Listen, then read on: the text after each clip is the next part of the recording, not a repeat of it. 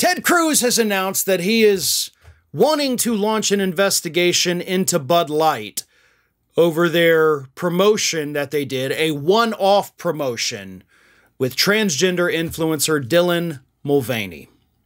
Ted Cruz has sent a letter along with Republican Senator Marsha Blackburn to Bud Light demanding that they immediately apologize for this little stunt they pulled over a month ago, because Ted Cruz is still, for some reason, unhappy about it. Like, the rest of the Republican Party has already moved on to the next outrage of the day, but Ted Cruz is still harping on the Bud Light thing a little bit too late after the fact. But here's what Cruz and Blackburn said in their letter to Bud Light.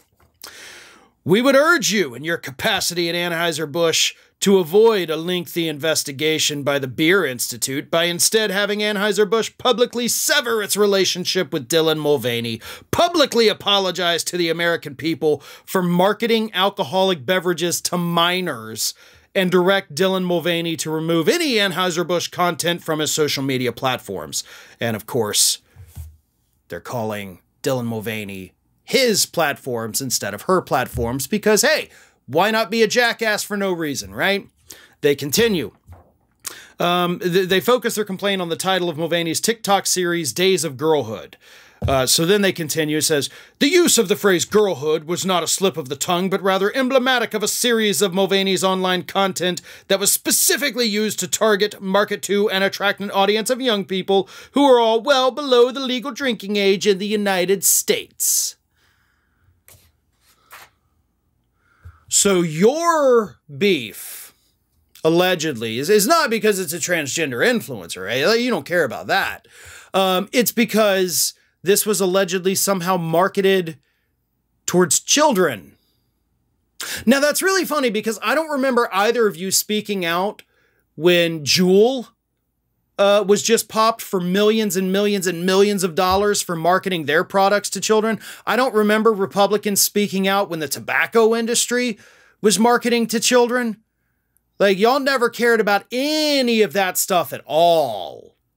But now suddenly you're so worried about the kids that you can't have this influencer from social media promoting a beer on a channel that is not necessarily designed for kids. Just because she puts out a series that may talk to kids, that doesn't mean... Look, I found out recently, I have kids in elementary school that watch Ring of Fire, and I love it. But I'm not creating content for children. So that's not the same thing. If you were talking about beer commercials being run on the Disney Channel, then yeah, maybe that's an issue. But you do realize that children watch other programs as well. I mean, you can be watching reruns of The Big Bang Theory and you're going to see beer commercials. You could be watching a sports game. Kids love sports. And they're going to show you lots of beer commercials, Ted. You going to investigate those people too? No, you're not, because this isn't actually about marketing to children. This is your attempt to punish a company for doing a tiny little one-off promotion with a transgender influencer who nobody would have even noticed if your party hadn't freaked the F out about it, right? Like, that's what's happening here. The only reason there's a backlash is because y'all created a backlash. The smart thing for y'all to have done would have been to just totally ignore it. Instead, you're the ones who brought people's attention to this to begin with and made it a deal.